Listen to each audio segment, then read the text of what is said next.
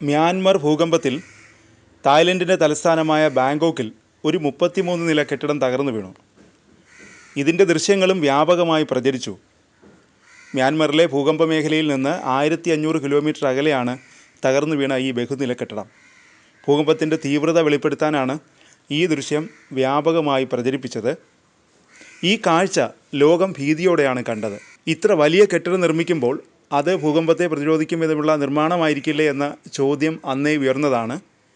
ഇപ്പോൾ അതിനും ഉത്തരം കണ്ടെത്തിയിരിക്കുകയാണ്. മ്യാൻമറിലെ ഭൂകമ്പത്തിൽ ബാങ്കോക്കിലെ സ്റ്റേറ്റ് ഓഡിറ്റ് ഓഫീസേഴ്സ് കെട്ടിടം തകർന്നതിൽ അന്വേഷണത്തിന് ഉത്തരവിട്ടിരിക്കുകയാണ് public works and town and country planning department.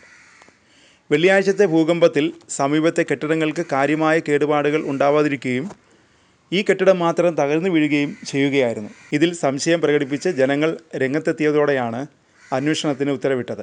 സംഭവത്തെക്കുറിച്ച് അന്വേഷിച്ച് ഒരാഴ്ചയ്ക്കകം റിപ്പോർട്ട് നൽകാൻ നിർദ്ദേശം നൽകിയിട്ടുണ്ടെന്ന് പ്രധാനമന്ത്രി പെയ്തോങ് താൻ ഷിനാവത്ര അറിയിച്ചു.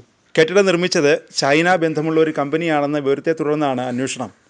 3 വർഷമായി നിർമ്മാണത്തിലിരിക്കുന്ന കെട്ടിടത്തിൻ്റെ കരാറും ഡിസൈനുമടക്കം അന്വേഷണത്തിൻ്റെ പരിധിയിൽ ഉൾപ്പെടും. Italian Thai development public limited കമ്പനിയും ചൈന റെയിൽവേ നമ്പർ 10 എഞ്ചിനീയറിംഗ് ഗ്രൂപ്പുമാണ് സംയുക്തമായി കെട്ടിടം നിർമ്മിക്കുന്നത്.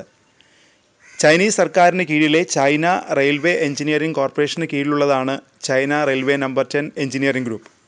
33 നില കെട്ടിടം തകർന്നുള്ള അപകടത്തിൽ 17 പേർ മരിച്ചു, 22 പേർക്ക് പരിക്കേറ്റു.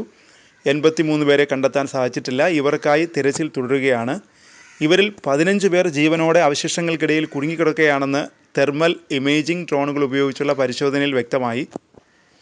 അപകടത്തിന് പിന്നാലെ കമ്പനിയുടെ സാമൂഹ്യ മാധ്യമ അക്കൗണ്ടുകളിൽ നിന്ന് കെട്ടിടത്തെക്കുറിച്ചുള്ള പോസ്റ്റുകൾ ഡിലീറ്റ് ചെയ്യപ്പെട്ടു. അതേസമയം മ്യാൻമറിലുണ്ടായ ശക്തമായ ഭൂകമ്പം രാജ്യത്ത് അതീവ ദുരിതാവസ്ഥ സൃഷ്ടിച്ചിരിക്കുകയാണെന്ന് ലോകാരോഗ്യ സംഘടന അറിയിച്ചു.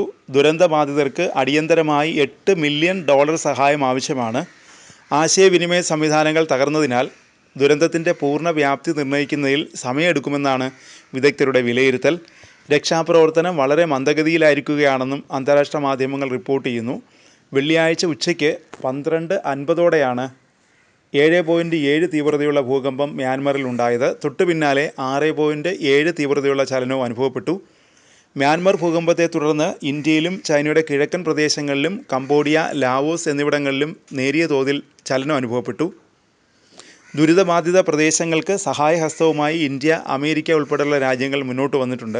അതിനിടെ രാജ്യത്ത് തുടരുന്ന ആഭ്യന്തര കലാപം രക്ഷാപ്രവർത്തനങ്ങൾ വേഗത്തിൽ നടത്താൻ വലിയ തടസ്സമായി മാറിയിട്ടുണ്ടെന്ന ആരോപണങ്ങളും ഉയരുന്നുണ്ട്.